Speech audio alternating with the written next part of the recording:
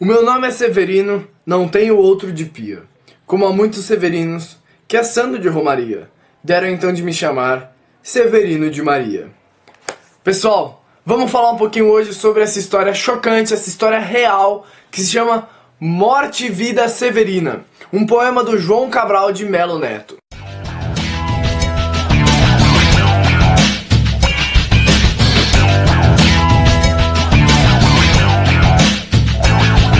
Bom, vamos começar falando um pouquinho primeiro sobre um contexto histórico, o autor e o período literário em que ele se encaixa. João Cabral de Melo Neto é representante da terceira geração modernista ou pós-modernismo. Ali depois de 1945, mais ou menos por volta de 1945, 1950. E João Cabral de Melo Neto vai nascer em Pernambuco em 1920. Outros representantes desse pós-modernismo são a Clarice Lispector e o Guimarães Rosa, que já tem vídeo de resumo e análise deles aqui no canal. E uma característica muito importante desse pós-modernismo é a retratação do regional pelo universal. Ou seja, João Cabral de Melo Neto e Guimarães Rosa, eles vão pegar aspectos universais que todo mundo entende, todo mundo consegue compreender, e vão trazer para determinada região. Ou seja, no Nordeste, você falando de amor, você falando de ódio, você falando de Deus e do diabo, você consegue entender em qualquer lugar do mundo, certo? Então você trata de aspectos regionais, mas que tem um caráter universal. Como eu disse, eles vão trabalhar também bastante com o regionalismo. Ou seja, João Cabral de Melo Neto vai retratar o sertão nordestino, o fato da seca, dos retirantes. E outra característica importante dessa terceira geração modernista é que eles vão negar completamente a primeira geração.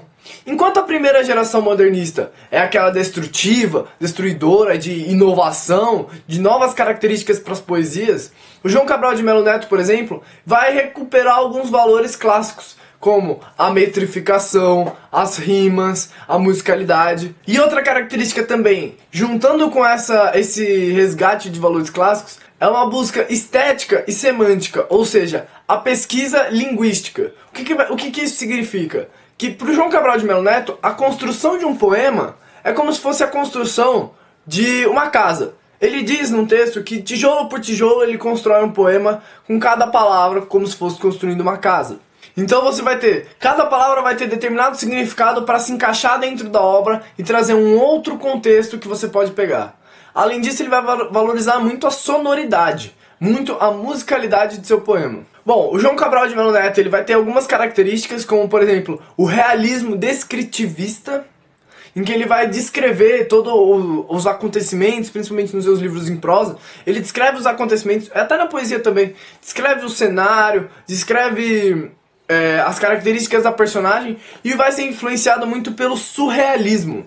Aquele surrealismo do Salvador Dalí, sabe? Porque ele vai trabalhar um pouco na Espanha, ele vai ser embaixador. Ele vai trazer alguns temas como, por exemplo, o Nordeste, a Espanha e a arte de fazer a arte. Ou seja, João Cabral de Melo Neto vai explorar também uma metalinguagem. Ele vai ter uma linguagem concisa, ou seja, resumida, aquela só, estritamente o necessário, e vai ter também uma linguagem elíptica. Vai ser conhecido como o poeta engenheiro ou o poeta da metalinguagem. Bom, vamos falar um pouquinho da obra.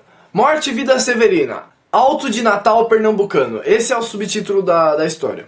Vai representar a história de um retirante que vai estar saindo do sertão nordestino, vai atravessar o agreste, a zona da mata, vai chegar até o litoral e vai chegar em um momento assim crucial, que seria praticamente, entre aspas, um Natal. Depois eu vou explicar mais um pouquinho sobre isso. Você vai perceber então que esse Severina, ele vai representar mais ou menos como se fosse uma morte e vida sofrida. Tanto na vida como na morte, esse retirante vai estar sofrendo. E essa história do João Cabral, ela continua muito atual. Se você for ver, o fluxo imigratório continua existindo, a seca no sertão nordestino continua existindo, então é um livro que reflete muito ainda a nossa realidade. E vai representar muito a questão da distribuição de terras, a diferença entre o latifúndio do coronel e a propriedade do pequeno agricultor. E vai tratar do drama do retirante. A forma dessa obra vai ser um alto, que é uma estrutura medieval, em que representa uma narrativa popular e religiosa, com versos curtos e rimados, com muita musicalidade. Vai ser muito parecido com o cordel. E vai representar muito bem essa saída do retirante Severino, que vai passar pelo Agreste, pela Zona da Mata, vai chegar até Recife. E por onde ele vai estar passando, ele vai encontrar a morte. Lá no sertão, ele vai encontrar a morte pela seca, porque ele não tem água, porque ele não tem comida. No Agreste, na Zona da Mata, ele vai encontrar o homem que morre de tanto trabalhar. Que ele, cortando o canavial, ele acaba morrendo, porque ele não tem condições de vida. E chegando na cidade, ele vai encontrar a morte também, porque ele vai ver que é tudo uma desolação. Você vai até a cidade em busca de melhores condições, mas não existem melhores condições. Você vira um mendigo, você vira alguém excluído da sociedade, alguém que fica retirado, certo? Então, mesmo essa saída em busca de melhores condições não dá resultado. Uma questão que o João Cabral de Melo Neto vai abordar nesse livro é o latifúndio. O latifúndio, que é aquela grande extensão de terra que pertence a uma única pessoa, vai ser o grande problema, o causador de toda essa desgraça. Por quê? O pequeno proprietário não tem condições de bancar para mesmo uma pequena propriedade, e geralmente quando ele é um pequeno proprietário, a propriedade dele é pequena e não é tão produtiva, certo? E geralmente são as piores partes. Enquanto isso, o latifundiário detém a maior parte, detém dezenas, centenas de sertanejos trabalhando para ele, ou seja, esse ciclo de servidão continua. E aí você vai ter essa opressão do coronelismo, ou seja, é uma forma de feudalismo ainda, em que você tem o senhor feudal representado pelo coronel, e você tem os camponeses representados pelos sertanejos, que vão ter que trabalhar na terra que não lhes pertence. Então você percebe como a questão da opressão, a questão da exploração e a questão da morte vão ser muito exploradas no Morte e Vida Severina. Chegando em Recife, abraço Pernambuco, se tiver alguém aí pernambucano, deixe seu comentário aí embaixo. E encontrando toda aquela desolação, o retirante ele vai decidir se matar, vai decidir se jogar no rio Capibaribe, lá de Recife, e não tem solução pra ele. E aí até que no momento em que ele vai se jogar, ele acaba encontrando José o Carpinteiro. E o José o Carpinteiro vai convencer ele a não fazer isso. E depois ele vai com o José o Carpinteiro pra casa dele, lá pra um bairro pobre. E lá eles vão descobrir que o menino acaba de nascer. E todas as pessoas lá em volta vão falar, olha, mas é um menino tão magrinho, mas a vida há de mostrar pra ele como é bom trabalhar. Mas olha, é um menino tão sofrido, mas no futuro a vida pode melhorar. Mas coitadinho, não sei o que, não, mas a vida vai demonstrar pra ele que na verdade as coisas podem ser diferentes. E é aí que o Severino encontra uma luz no fim do túnel. Uma luz que pode não representar muita coisa, mas é uma luz. E aí você percebe a ideia desse Natal pernambucano, ou seja, você tem José o Carpinteiro, que representa o José, pai de Jesus, o menino que acaba de nascer, que seria o próprio Jesus, que representa uma esperança. Pegou? Pegou? Referência? Então essa história do Morte e Vida Severina vai ser muito atual. Vamos fazer uma análise rápida aqui.